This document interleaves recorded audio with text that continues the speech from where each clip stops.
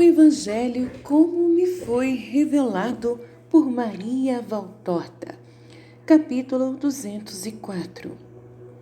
A fé e a alma são explicadas aos pagãos com a parábola dos templos. Valtorta escreve a visão do dia 29 de junho de 1945.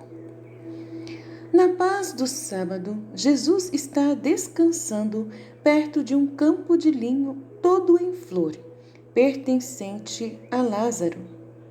Ele está mais do que perto, eu diria que ele está submerso no meio do linho e sentado à beira de um sulco, absorto em seus pensamentos.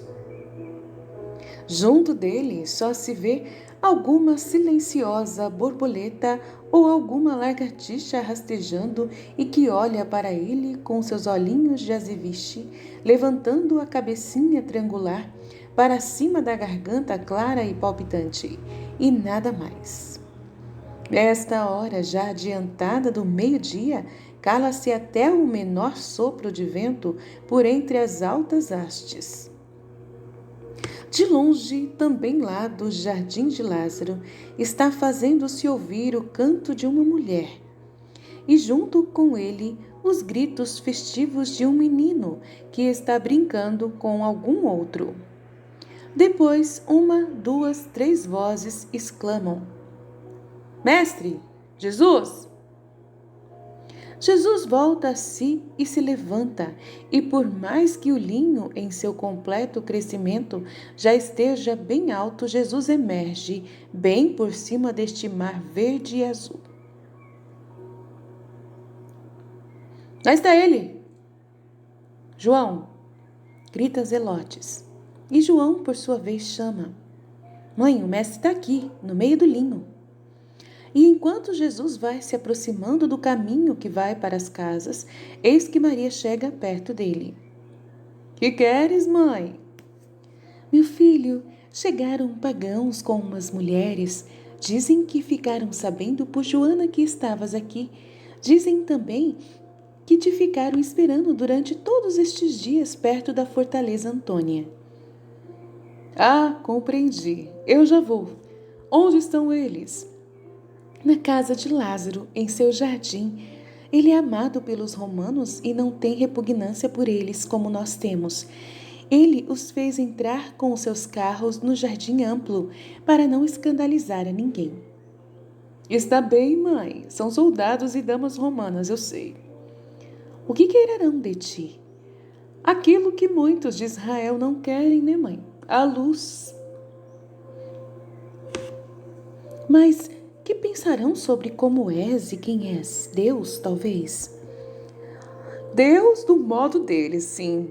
Para eles é fácil acolher a ideia de uma encarnação de um Deus em carne mortal, mais do que para nós.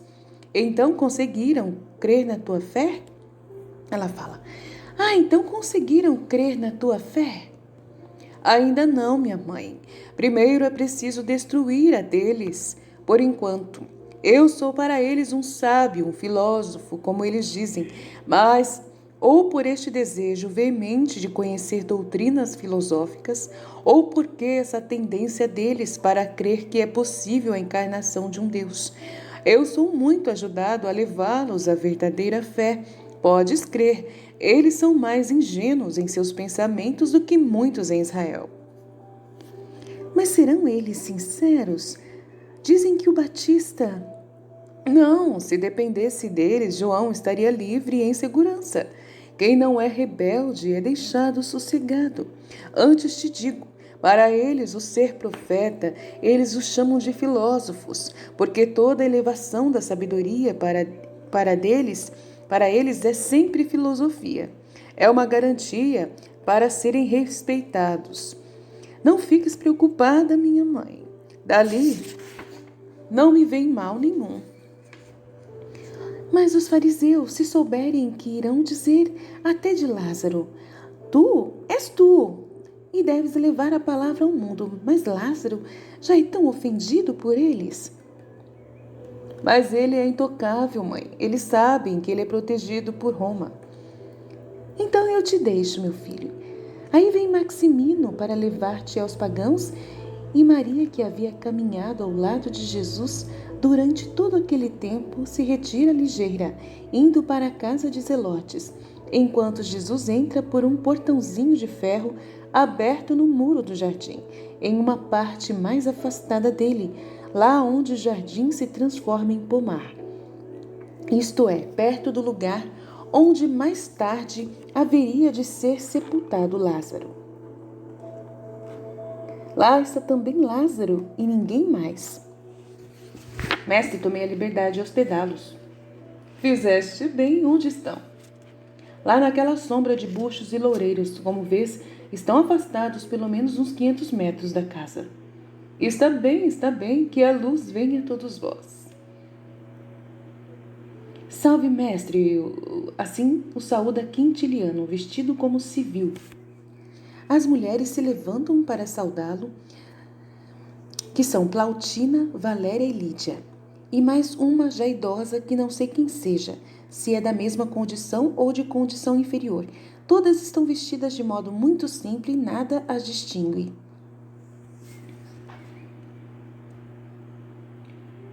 Nós quisemos ouvir-te.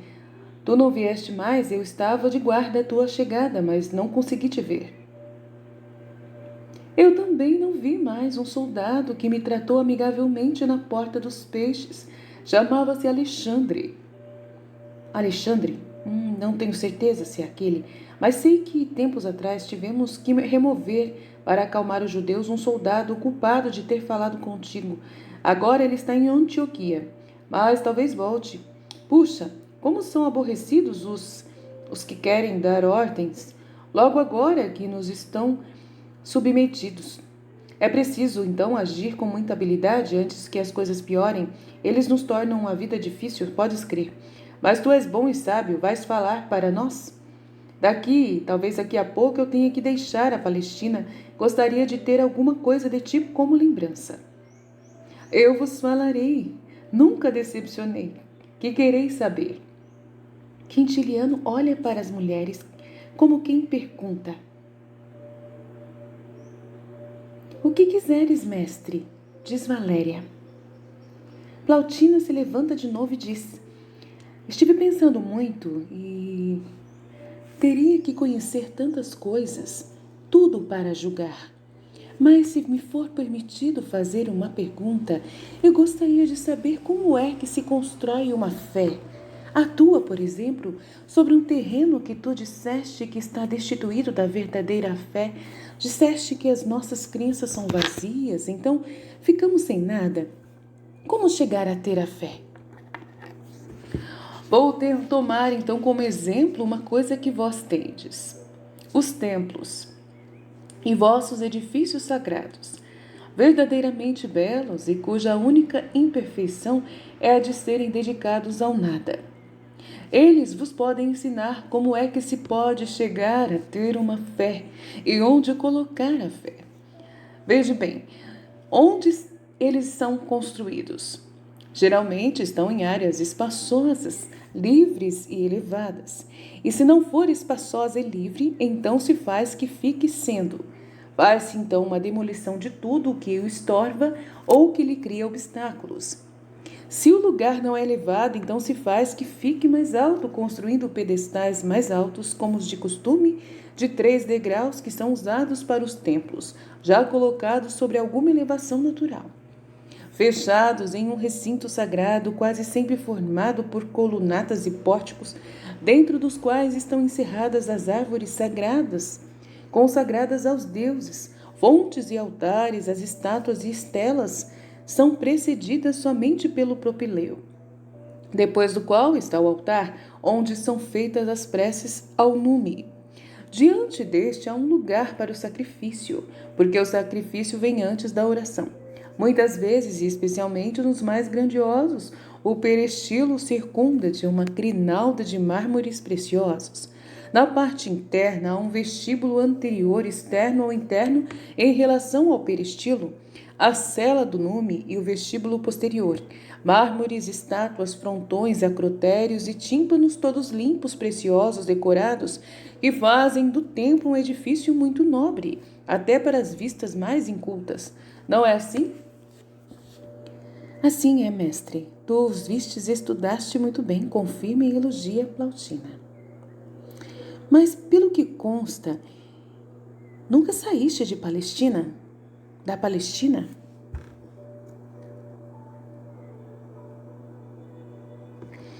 Não saí nunca para ir a Roma, nem a Atenas, mas não ignoro a arquitetura da Grécia, nem a de Roma, nem o gênio do homem que decorou o Partenon. Eu estava presente porque eu estou em toda parte. Não há vida e manifestação de vida. Lá onde o sábio estiver pensando, um escultor esculpindo, um poeta compondo, uma mãe cantando sobre um berço, o homem se cansando sobre os sulcos, o médico lutando contra as doenças, um vivente respirando. Um animal vivendo, uma árvore vegetando, lá estou eu, junto com aquele do qual eu venho. No estrondo do terremoto, ou no fragor dos raios, na luz das estrelas, ou no fluxo das marés, no vôo da águia, ou no zumbido dos mosquitos, eu estou com o Criador Altíssimo. De que forma? Tu sabes tudo e o pensamento e as obras dos homens? Pergunta-te Quintiliano, como é isso? Eu sei. Os romanos olham um para o outro assombrados. Um longo silêncio e depois, timidamente, Valéria faz este pedido. Desenvolve o teu pensamento, mestre, para que saibamos o que fazer. Sim, a fé se constrói, como se constrói os templos, dos quais tanto vos orgulhais. Faz-se espaço para o templo e liberdade ao redor dele, e se procura uma elevação para ele. Mas onde é que está o templo para que nele se coloque a fé, esta verdadeira deidade? Não é uma deidade a fé, Plautina. É uma virtude. Não existem deidades na verdadeira fé, mas só há um único e verdadeiro Deus. Então ele fica lá em cima sozinho no seu Olimpo? E que é que ele faz se está sozinho? Ele se basta a si mesmo e se ocupa com todas as coisas que existem na criação. Eu te disse antes, até no zumbido do mosquito Deus está presente. Não duvides. Ele não se aborrece. Ele não é um pobre homem dono de um imenso império, mas que se sente odiado e no qual vive tremendo. Ele é o amor e vive amando. Sua vida é um contínuo amor. Ele se basta a si mesmo, porque é infinito e poderosíssimo. Ele é a perfeição. Mas tantas são as coisas criadas que vivem por sua contínua vontade, que ele não tem tempo para aborrecer-se. O aborrecimento é o fruto do ócio e do vício. No céu do verdadeiro Deus não há ócio, nem vício. Mas dentro de pouco tempo, ele terá, além dos anjos, que agora o servem, um povo de justos, que se alegram nele, e esse povo sempre se irá tornando mais numeroso com os que creram no verdadeiro Deus nos tempos futuros. Os anjos seriam gênios? Pergunta Lídia. Não, são seres espirituais, como é Deus que os criou. E os gênios, então, o que são? Do modo que vós os imaginais, são mentiras. Eles não existem do modo que os imaginais.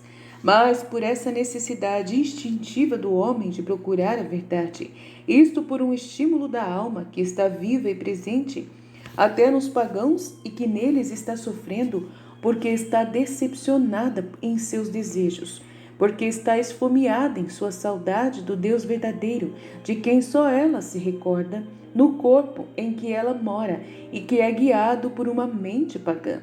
Vós também percebestes que o homem não é somente carne, mas que ao seu corpo perecível está unida alguma coisa imortal.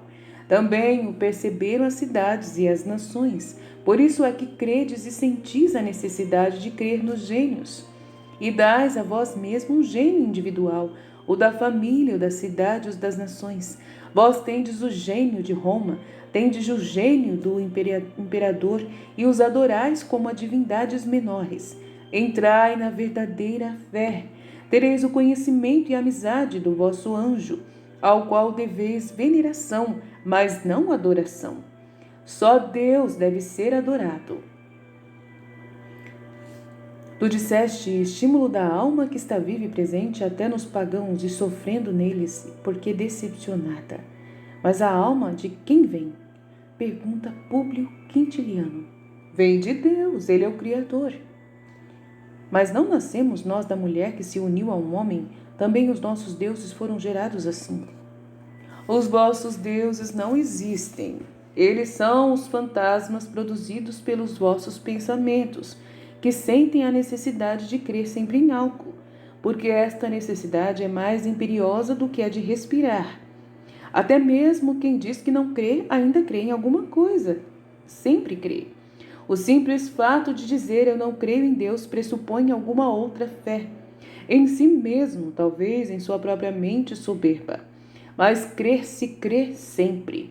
É como um pensamento. Se vós dizeis eu não quero pensar, ou então eu não creio em Deus, só por estas duas frases que dizeis já estão mostrando que pensais que não quereis crer naquele que pensais que existe, e no qual não quereis pensar. Quanto ao homem, para serdes exatos em exprimir o conceito, deveis dizer assim: o homem é gerado, como todos os animais, pela união entre o macho e fêmea. Mas a alma, isto é, aquela coisa que faz a diferença entre o animal homem e o animal bruto, essa vem de Deus. Ele a cria cada vez que um homem é gerado, ou melhor, é concebido em seu seio, e a une a esta carne, que se assim não fosse, seria simplesmente a carne de um animal. E nós a temos, nós pagãos, pelo que dizem os teus conterrâneos, não pareceria? Diz irônico Quintiliano. Todos os nascidos de mulher a têm. Mas tu disseste que o pecado a mata. Como pode, então, estar ela viva em nós, pecadores? A pergunta Plautina. Mas tu disseste que o pecado a mata. Como pode, então, estar ela viva em nós, pecadores? Pergunta Plautina. Vós não pecais contra a fé, pois credes que estais na verdade. Quando conhecerdes a verdade, se persistirdes no erro, aí estareis pecando. Igualmente, muitas coisas que para os israelitas são pecadores, para pecado, para vós não são. Porque nenhuma lei divina vos proíbe. O pecado é quando alguém conscientemente se rebela contra a ordem dada por Deus e diz: sei que o que eu faço é mal, mas eu quero fazê-lo assim mesmo. Deus é justo. Ele não pode punir a quem faz o mal pensando que está fazendo o bem. Ele castiga quem, tendo tido um modo de conhecer o bem e o mal, escolhe este último e persiste nele. Então, presta atenção, gente. Isso é muito importante.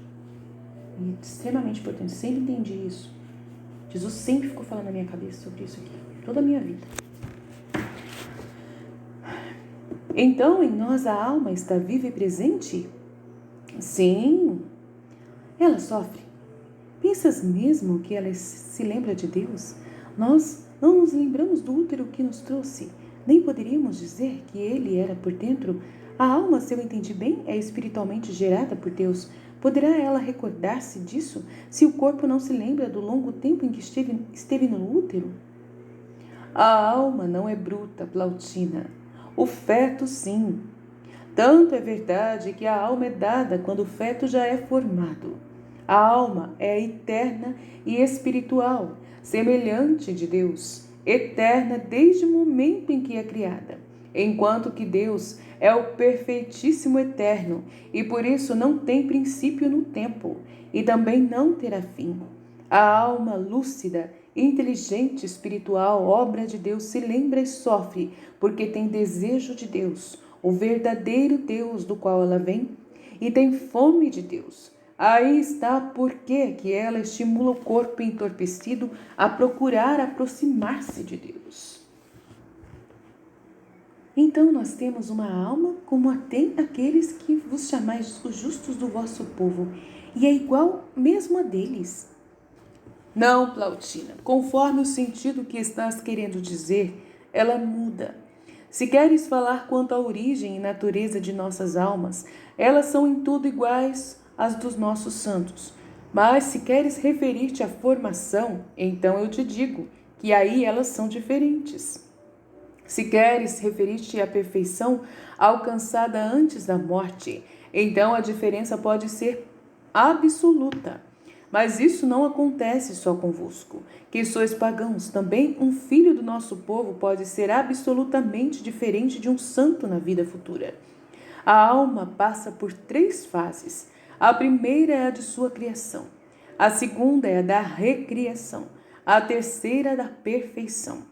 A primeira é comum a todos os homens. A segunda é própria dos justos que, com sua vontade, levam a alma a um renascimento ainda mais completo, unindo suas boas ações à bondade da obra de Deus, e tornam por isso a alma já espiritualmente mais perfeita do que a primeira, formando entre a primeira e a terceira um elo de conjunção.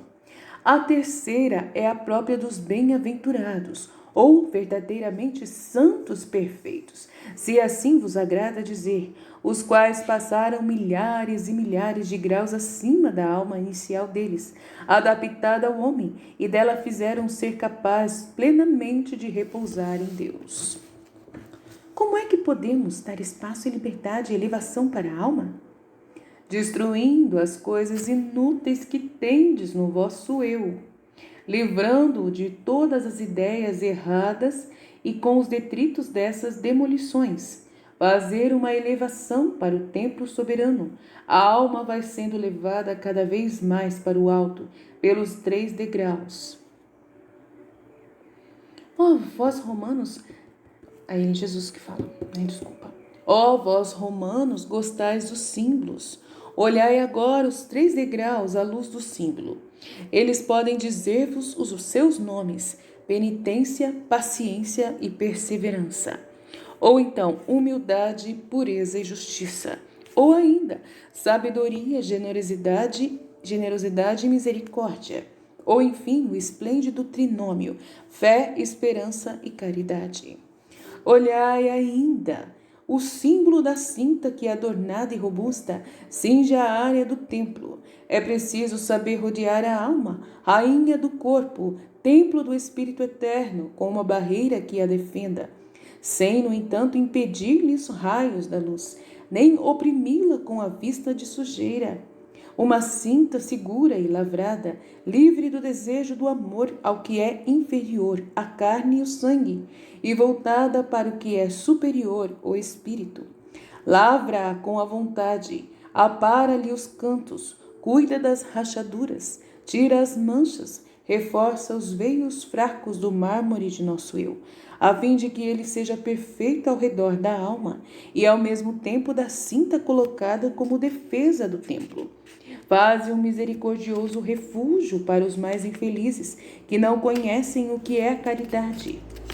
Os pórticos são a efusão do amor, da piedade, do desejo de que os outros venham a Deus, semelhantes a braços amorosos que servem de véu para o berço de um órfão.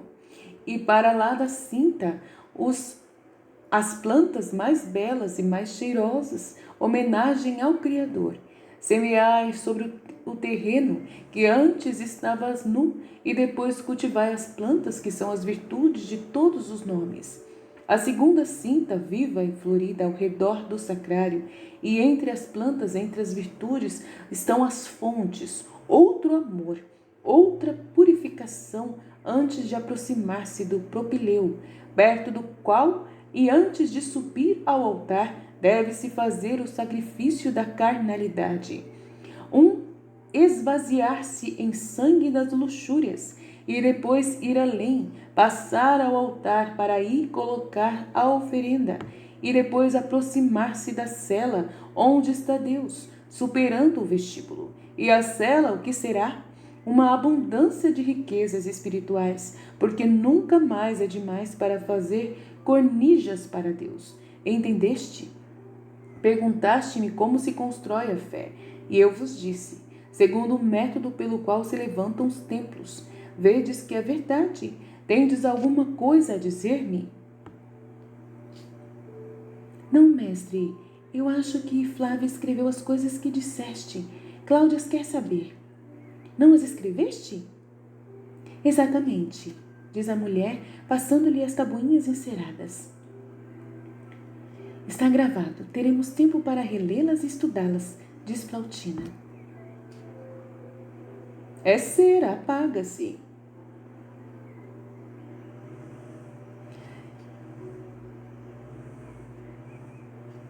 Escrevei-as nos vossos corações para que não se apaguem mais.